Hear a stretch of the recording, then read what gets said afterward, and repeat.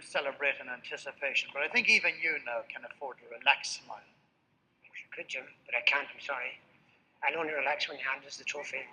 If we win it, I know you say I'm cautious. Very, very cautious I am, but I've seen stranger things have happened. If we lose the next 2 matches, we could get caught, and we can do a playoff. Then what would people say? What about a two-horse race, and you on the one that's so far ahead as you are now? Come on, Devin Locke was a winner. People were collecting their money, and he fell in the straight with nobody in sight. He didn't win it. He didn't win the national. Well, you won your first game, Jim, in Athlone, 1-0, very first match of the league. But then you had a dodgy spell.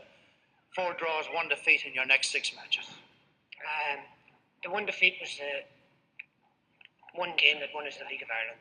That was against Cork Celtic, most definitely. Explain that. We played at Cork Celtic. We played terribly well, better than we have played in other games that we've won.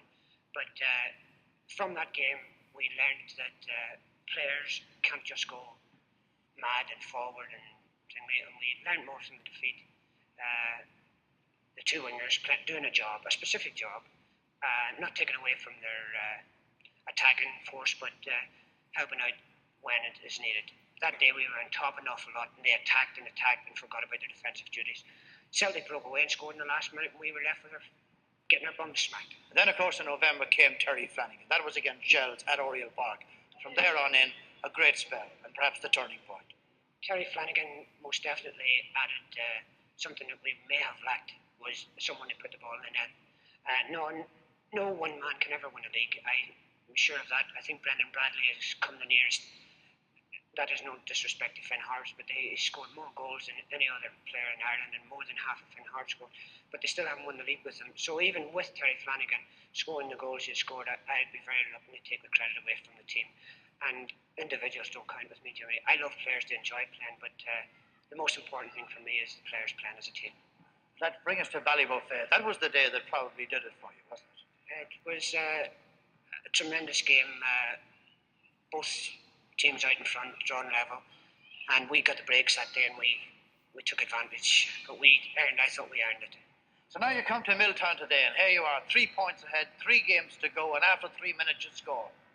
It was a great relief, especially against the wind, because once you get a goal up, it takes the pressure.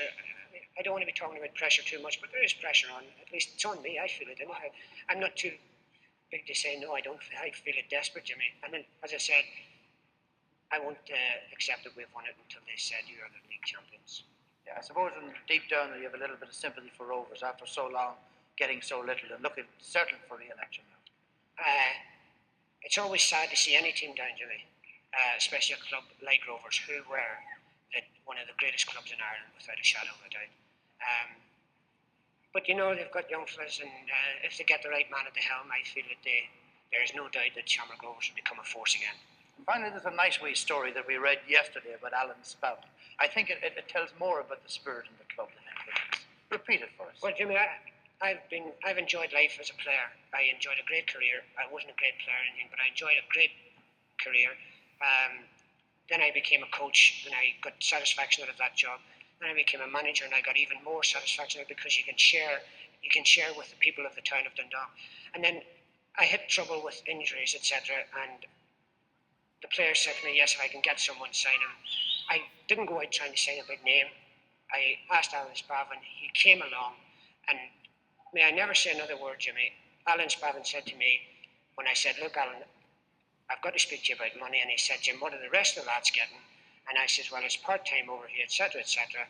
He says, I'm not coming to Ireland for money. I'm coming, I'll try and do a job for you. It'll also help me sharpen up for Ireland, or for America. To me, I knew I'd back the winner straight away, because when someone talks like that, he's been a professional all life, and he wanted to put something back into the game. Instead of all these people wanting to grab and take things and wanting to take. I tell you, when you give a little bit sometimes, it gives you a lot of satisfaction. And as far as I'm concerned, I've got the highest regard for him. And if anybody would like to follow a profession, they should follow it properly, and Alan Spavin has done that. I think a lot of people in Dundalk will have the greatest respect for you, Jim, when you can afford that big broad smile when you get that point for the league. I'd love to, Jimmy. Thank you very much.